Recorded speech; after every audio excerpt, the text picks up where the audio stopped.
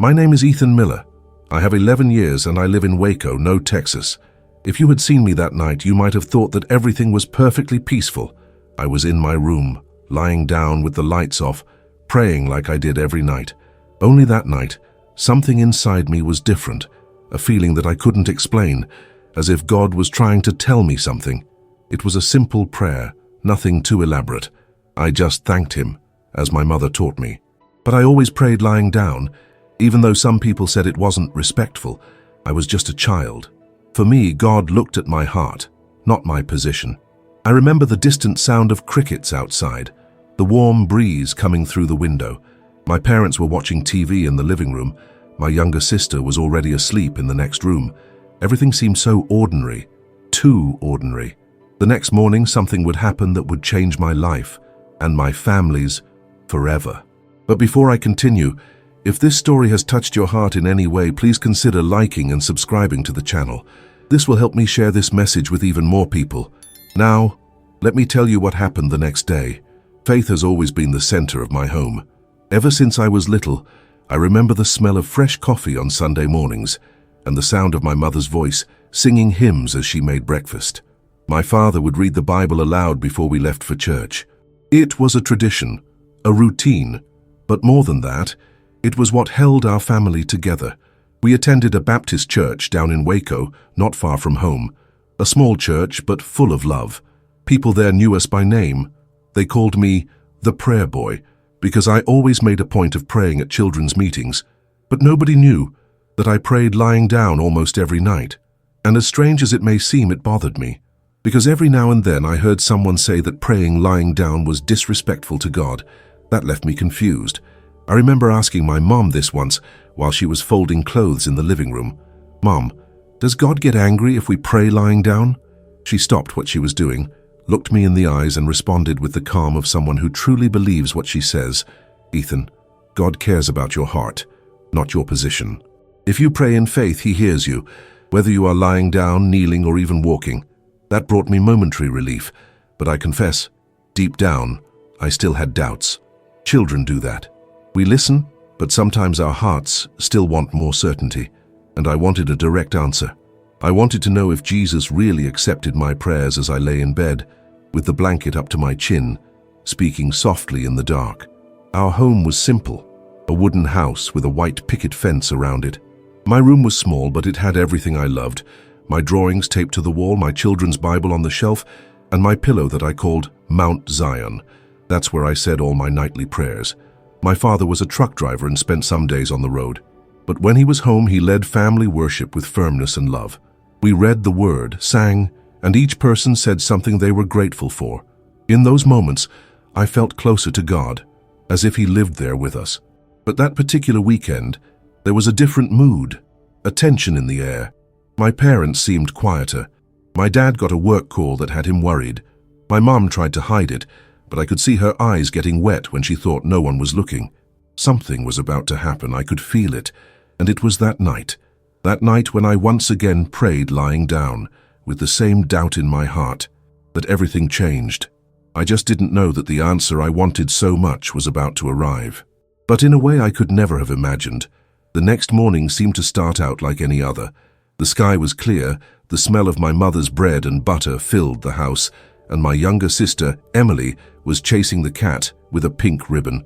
I remember these details with an almost supernatural clarity, as if my heart knew that this day would be different. That Saturday, my dad had left early for a delivery trip. My mom asked me to run to the corner store to get some eggs and milk. I loved this simple task. It was like being the man of the house for a few minutes. I grabbed my blue bike, the one I'd gotten for Christmas, with the faded Captain America stickers. I gave my mom a quick kiss on the forehead and headed out. The street was calm. The trees swayed gently, and the sun created patterns on the asphalt through the leaves. I pedaled along, humming a soft praise song, feeling the wind on my face. Life was simple, beautiful, but the simplicity of life sometimes hides the brutality of a single second. The store was only 3 blocks away. I quickly did my shopping, filled my bike basket, and happily returned, thinking that my mother would let me have one of the donuts that were on sale. I was crossing the last avenue when everything stopped. I remember hearing a metallic sound, a distant scream, and then silence, absolute silence, as if the world had been turned off. They say that when an accident happens, everything happens too fast. But for me, it was as if time had shattered into pieces. I saw the car coming, a black SUV speeding. The driver was looking at his cell phone. My feet locked. I tried to pedal, but it was as if something was holding me down. The impact came like an explosion, a flash, then darkness. The next sound I heard was the siren, loud, urgent, and my mother's crying. She was screaming my name. "Ethan, Ethan, stay with me." I couldn't answer. My body was there, but I felt far away, very far away. As the paramedics loaded me into the ambulance, something strange happened. I saw my own bike lying on the ground, the wheels still spinning slowly. I saw the blood on the asphalt, but I also saw myself from the outside, as if I were watching it all from above. No pain, no weight, no fear. The voices around me began to fade away. And in the midst of that chaos, a feeling of peace began to invade everything. A peace that made no sense, as if I was being carried by something that was not of this world. The drive to the hospital was a blur. My heartbeat was weak, very weak. The doctors said it was serious, that I was losing a lot of blood, but I didn't feel like I was there anymore. And it was at that moment, between life and death, that everything began to change. What I saw next has no human explanation. Are you ready to listen? The last thing I remember before everything went black was the sound of the heart monitor getting slower and slower. Then nothing, just silence. But as my consciousness seemed to slip away, the world around me exploded with despair. Paramedics rushed me into the emergency room. The sound of footsteps, of medical commands being shouted, of machines beeping incessantly. It all filled the cold hallways of the Waco hospital. My mother arrived minutes later, panting, with her eyes wide open and her soul in pieces. She fell to her knees on the floor of the reception when she saw the blood on my clothes. They tried to restrain her, but no one could restrain a mother in despair. She cried out loudly, her voice breaking, "Lord, don't take my boy, please, Jesus. He's just a child. He's yours." At the back of the room, a group of nurses looked at each other with serious expressions. One of them shook his head as if to say, "There won't be enough time." They took me into surgery. My small, light body seemed too fragile on that bed. Internal fractures, bleeding. The impact had been too violent. A doctor turned to the team and said in a tense voice, "We'll do everything we can, but get Mum ready." Meanwhile, in the hallway, my mother was joined by my Uncle Mark and my grandmother, who had just arrived. They were hugging each other tightly, as if the union of their bodies could contain the grief that was overflowing. My father was still on the road, driving desperately from Dallas, crying and yelling at me on the phone, even though he didn't know if I would ever hear him. In the waiting room, they began to pray, and it wasn't just any prayer, it was a cry from the soul, the kind you only hear when the life of someone you love hangs by a thread. My grandmother knelt down, even though her legs were hurting, and began to quote the Psalms between sobs. "Even though I walk through the valley of the shadow of death, I will fear no evil." Time seemed to stand still. A clock on the wall read 11:14 a.m. when the surgeon came out with a serious face. My mother jumped up. "Is he still with us?" she asked, her voice the shakiest I had ever heard. The doctor hesitated for a second, and that second was the longest of her life. "We're trying," but his heart stopped for 2 minutes. "We had to resuscitate him. He's fighting, but it's very serious. 2 minutes. 2 minutes without a heartbeat. 2 minutes without a signal. 2 minutes where I wasn't here anymore." It was in that interval, between the beeping of the machines, my mother's tears and the despair in the doctor's eyes, that I began to see something different, something that didn't belong in that hospital. It was as if a veil had begun to open, as if I were crossing an invisible border. And meanwhile, here in the real world, my family continued to pray with all their might, unaware that I was already on the other side. And it was there, in the middle of that strange, serene and powerful light, that I felt for the first time that someone was waiting for me. It was exactly 11:16 in the morning. The machine emitted a continuous sound. The green line, which was previously irregular, became a straight line. Silence. Inside the operating room, time froze. The doctors looked at each other. One of them shouted, "Cardiac arrest." Another already had the defibrillator in hand. Charging, shock in 3, 2, 1. My body shook from the impact, but the monitor didn't respond. The line remained straight. My mother, standing outside, felt something. She says that at that moment, her heart sank as if part of her had been ripped out. She screamed my name, fell to the hospital floor, and simply couldn't breathe anymore. At that moment, I was no longer there. I was floating. It was like being in a dream, without weight, without pain, without sound. Yet at the same time, everything around me was more real than anything I had ever felt. I saw myself in the operating room, my body still, the cold lights reflecting off my pale skin. But I was above all of that. I felt a peace I can't describe. It was as if the fears of my childhood, the pain of the accident, everything, had been washed away by an invisible, loving presence. There was no anger. There was no rush, just a calling. And then the light appeared. It was unlike any light I had ever seen.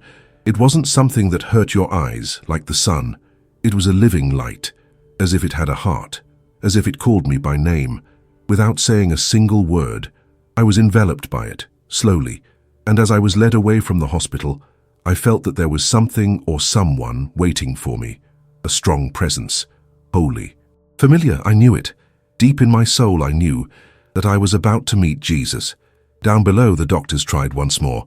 Loading, last shock, they said, and it was at that exact moment that I heard a voice, not with my ears, but inside me. It was soft but firm, as if each word was filled with truth and love. Ethan, you have questions, and today you will get answers. I wanted to understand what it meant, but at the same time I didn't want to go back. It was too good. It was too peaceful. And you who are listening to me now, do you believe that there is something after death, that there is a life beyond what we see? If this story has made you think, tell me in the comments. Do you believe in near-death experiences, or have you ever experienced something like this? I really want to read what you have to say, because what comes next changes everything. Everything around me seemed to be made of light.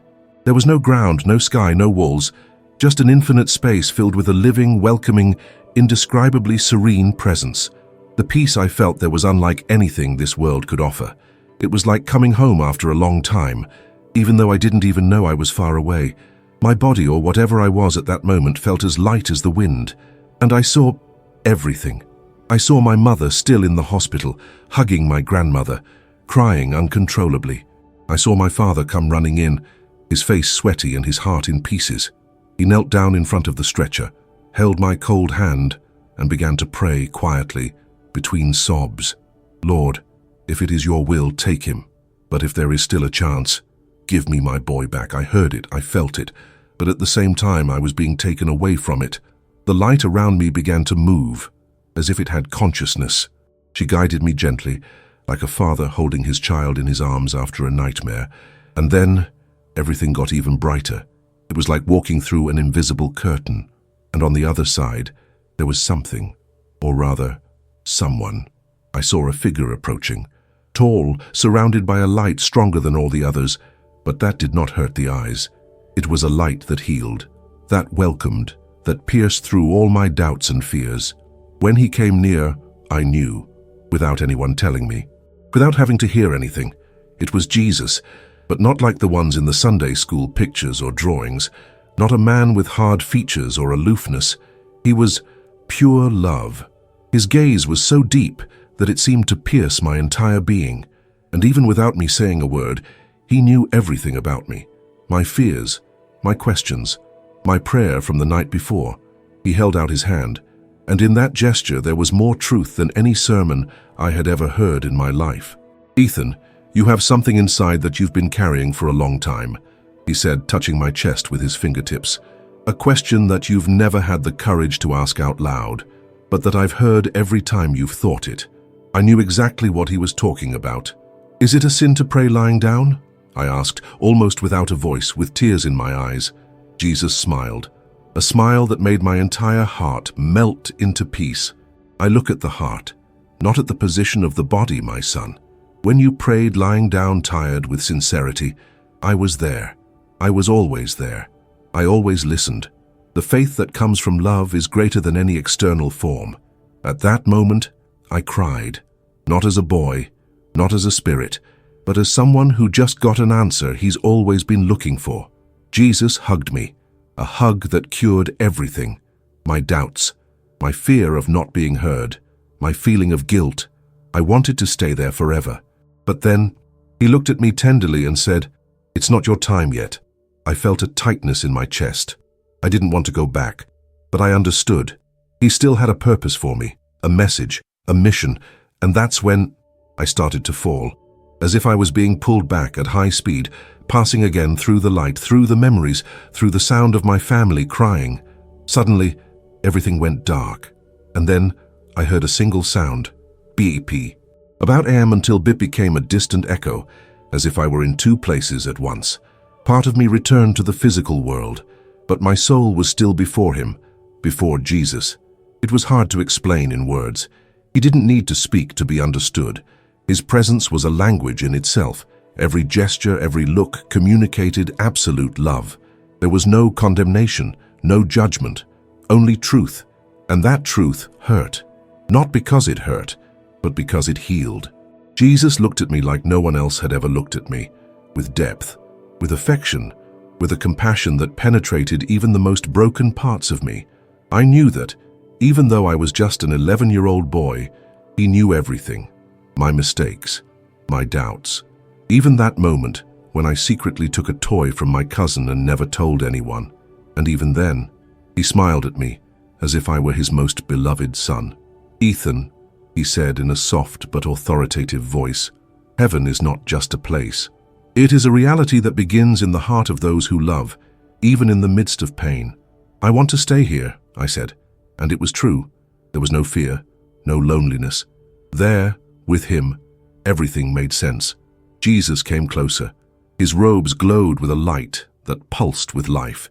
He touched my shoulder, and for a moment, images began to appear around me, like visions. I saw my mother on her knees, praying with her face to the ground. I saw my father with the Bible open in his lap, struggling with faith. I saw my sister, growing up, smiling, running through a field of flowers, older than she is now. I saw my absence. "Your mission is not over yet," he said. "Mission? But I'm just a kid." "And that's why you're so important," he replied tenderly. A child's words touch where many adults have forgotten how to feel. You've seen the truth, and you need to bring it back. My eyes filled with tears. What if no one believes me? He bent down to my level. He placed his hand on my chest. "Don't worry about who will believe, just speak. The Spirit will touch the right hearts. And remember, when you pray lying down, kneeling, standing, or even in silence, I will be listening. I always have been." At that moment, I felt something inside me light up, like a flame, a warmth, a calling. He gave me one last smile, and then he wrapped me in his arms. "Go in peace, Ethan. And don't be afraid to tell what you saw." It was like being pulled by an invisible force, descending rapidly, as if passing through layers and layers of time, space, and reality. The light began to fade, giving way to the sound of machines, voices, and suddenly, the eyes opened. The first thing I saw was the white ceiling of the hospital, then the frightened faces of the doctors, and finally, my mother, her face wet with tears, screaming my name. "Ethan, Ethan, he's back, my God, he's back." I wanted to speak, but my voice was weak. I could only smile, because I knew. I had come back with something that needed to be told. And the first thing that came out of my lips was a whispered, almost imperceptible phrase. He heard all my prayers. There were still tubes in my nose and wires attached to my chest when I woke up. My body was weak, but my spirit was more alive than ever. I felt like I had been touched by something eternal, something that could not be put into words. The doctors were in shock. "It's a miracle," they said. "He shouldn't have come back." But I knew. I had come back because he sent me, because there was something I needed to say. In the first few days, no one forced me to tell anything. Everyone was focused on my recovery, but I could no longer hold inside me what I had experienced. And the first thing I did, as soon as I could form a complete sentence, was call my mother.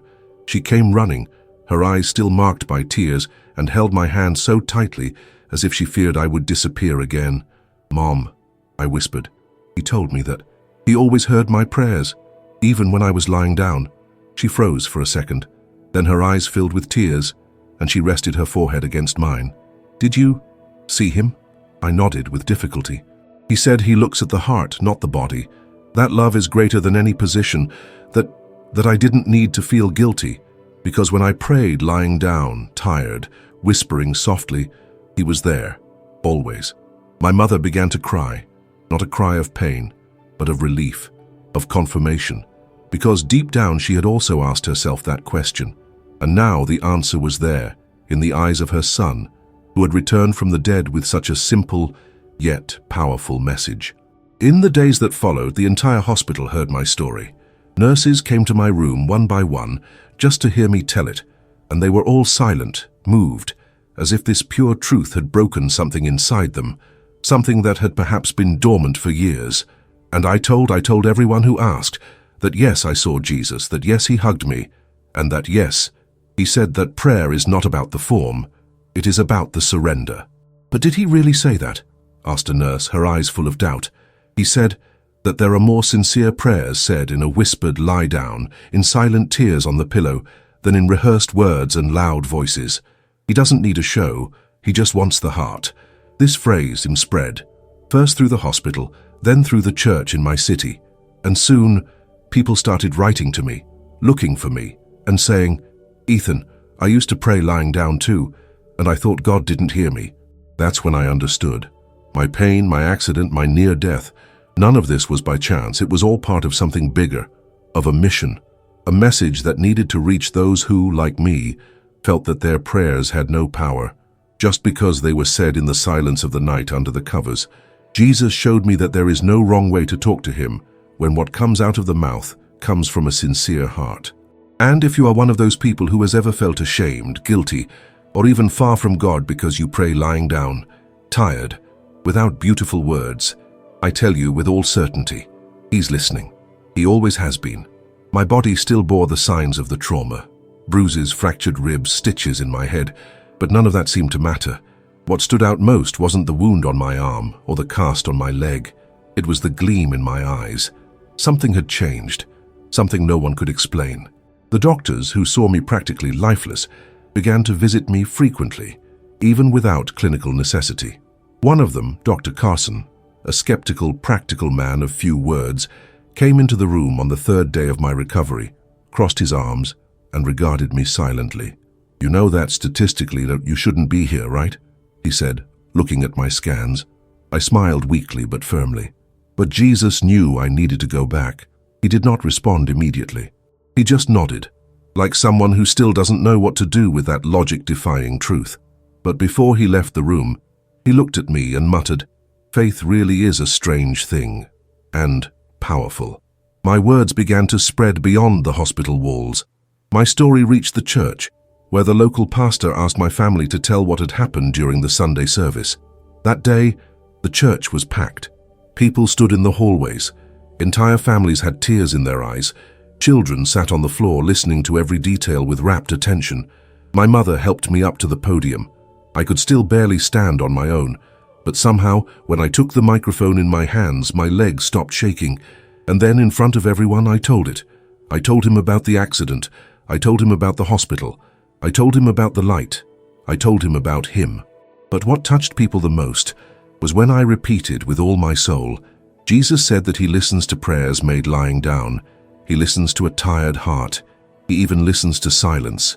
What he wants is not a position. It is surrender. I saw adults crying like children. I saw young people with wide eyes as if they had been freed from an invisible burden. And I saw children who, like me, had doubts, open themselves to the love of a God who does not demand performance, only presence. The news spread. Local TV programs came to interview my family. My pastor said that in over 20 years of ministry, he has never seen so many hearts touched by such a simple story, and such a true one. And I started getting letters from people all over the state.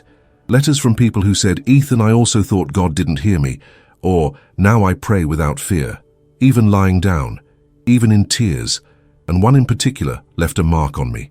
It was from an 84-year-old lady named Clara who wrote, "I hadn't prayed in bed for decades because I was taught it was wrong.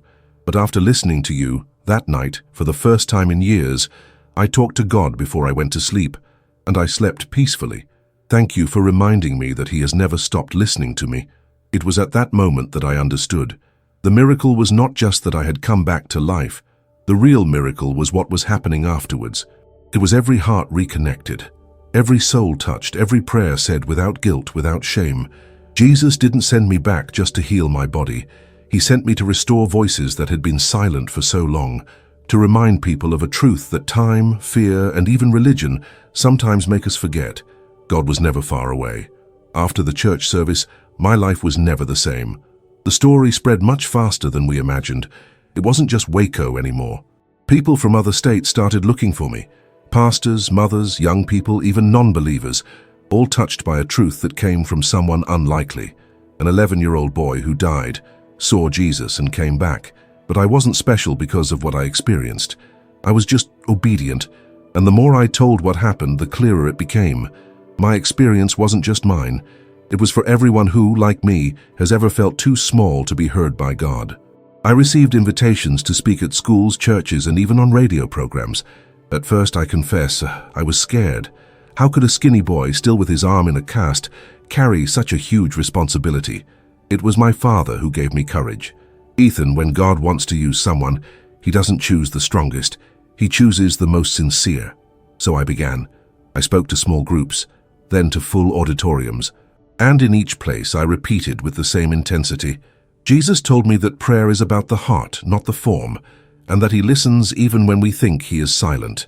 I told Him about the light, about the hug, about the moment when He touched my chest and showed me that everything I carried, the fear, the guilt, the doubt, was small compared to His love. People were crying. They hugged each other. They knelt right there. But what struck me most were the looks. Looks from someone who I started to believe again. At one of these meetings, a teenage girl came up to me after I spoke. Her name was Madison. She was shaking, her eyes red. She hugged me tightly and said, "I was going to give up on life this week. I thought God didn't hear me anymore. But hearing you today reminded me that He is still with me, that He hears me, even when everything is dark." I hugged her back, and all I could say was, "He always was." I drove home that night in silence. I looked out the car window, watching the city lights passing by, and for the first time since everything happened, I cried. Not out of sadness, but out of gratitude, because I understood that hope is when one life touches another, when pain generates healing. At school, classmates who previously saw me as just Ethan now looked at me with respect. Some asked me to pray with them during the break. Others, who had never spoken about God, came to tell me things from their hearts, and I listened, each, with the same affection that I received in that hug from Jesus. I became a little messenger, but not of rules, of love, of truth, of hope. And the message was clear. You are heard, you are loved, and even when it seems like God is silent, He is there, listening to you, waiting for you. If you are watching this story now and feel like you need to start over, know that you don't need to be perfect, or strong, or on your knees. You can pray right there, lying down, tired, broken, because He sees the heart. And if the heart speaks, Jesus listens. I never imagined that an 11-year-old boy with a body still recovering could touch so many souls, including those who no longer believed in anything. But that's exactly what started to happen. Over time, my story reached larger television channels, websites, podcasts, and even journalists who would normally cover politics and sports started looking for me. The video of the service where I shared my experience was shared by thousands. Someone put subtitles in Spanish, then in French. Suddenly, people all over the world were listening to me. And what impressed me most was not the reach, but the reactions. A woman from California, who claimed to be a former Christian, wrote to me saying that she cried all night watching my story, and that for the first time in 18 years, she tried to pray again. Not kneeling, not with memorized words, just lying down, in the dark, in tears, and for the first time in a long time, he felt peace. Another story came from a former soldier, a war veteran who had lost his faith after everything he had seen. He said, "Listening to you reminded me of the boy I was before the trauma. Believing again seemed impossible, but you made me try. These people were not in churches, nor were they holding Bibles. They were in cars, hospitals, prisons, dark rooms. Ordinary people hurt, lost, being touched by a simple but profoundly true message. God listens, even when you think He's not listening. Not all reactions were easy. Some people made fun of me. People said I was making it up, hallucinating, delirious. Some wrote mocking messages trying to discredit my story. At first it hurt me. After all, I was just a child trying to tell what I saw, but my mother told me something that I still carry with me today. Ethan, not even Jesus pleased everyone, but He didn't come to be accepted. He came to love, do the same. So I continued, silently praying for those who doubted, and responding with the only thing that truly transforms: love, love and truth. One of the most memorable experiences happened during a visit to a university. I was invited to tell my story in a study group on spirituality. The majority there were young skeptics, students of philosophy and psychology. Suspicious looks, arms crossed. They even laughed when I started. But I told everything, with a clear heart, without embellishments. I spoke of the light, the touch, the hug, the phrase that changed my life. I look at the heart, not the body. When I finished, there was a deep silence. No questions, no immediate reaction. But when I left, a young man waited for me in the hallway. His hair was disheveled and he looked tired. He said to me, "I came today just to prove that this was all a hoax. But now I can't explain it. I just know that I felt something, and for the first time in years, I want to pray." There in the middle of a cold college hallway, holding back tears, an atheist asked me for help talking to God for the first time in 5 years, and all he did was close his eyes and whisper, "If the Lord really hears me, I'm here." And in that moment I knew. The mission was not to prove anything. It was to remind the world of what He told me, and what He always wanted us to know. He listens, He loves, and He is closer than we imagine. Today, as I write this, I am sitting on the same bed where I have prayed so many times, with the blanket up to my neck, thinking that perhaps God was not listening to me. But now, I know, He was. He always was. Months have passed since the accident. My body has almost completely healed, but my soul, it has never been the same. I went back to school. I started riding my bike again, more carefully, of course, and I got back into my routine with my family. But every little gesture now carries a much greater meaning. Every word, every breath, every prayer, because I saw it. I stood before Him, and He sent me back with a mission that is not just mine, it is ours. My story, as unusual as it is not about me. It is about you, of all of us, of everyone who has ever thought that God was silent, that their prayer was not heard because it was made tired, lying down, or without the right words. I came back to say that there is no right way to talk to God. There is sincerity, there is surrender, there is heart. And that is what Jesus showed me. It doesn't matter if you're lying down on your knees, standing, in the car, in the hospital, at work. If your heart speaks, He hears it. Heaven doesn't expect perfection. It expects truth.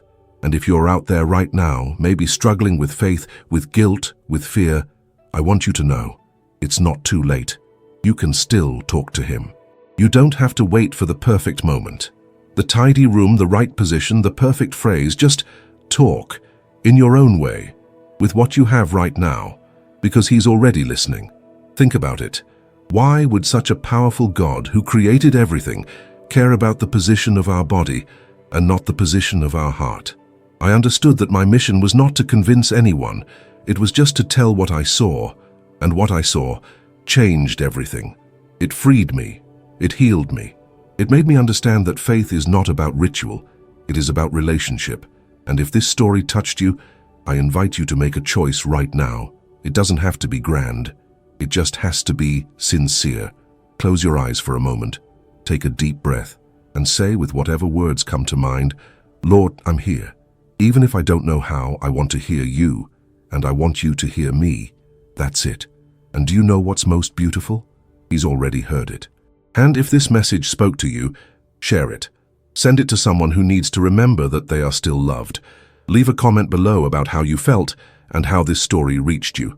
And of course, if you want to receive more messages like this, subscribe to the channel and turn on notifications, because together we can bring hope where there seems to be no way out. This is not just the story of a boy who came back from the dead. It is living proof that Jesus hears even the quietest prayer. Thank you for listening to my story, and may God touch your heart as He has touched mine. If you've made it this far, it's because something touched your heart. So, leave a like. It helps this message reach other people who also need to hear this truth.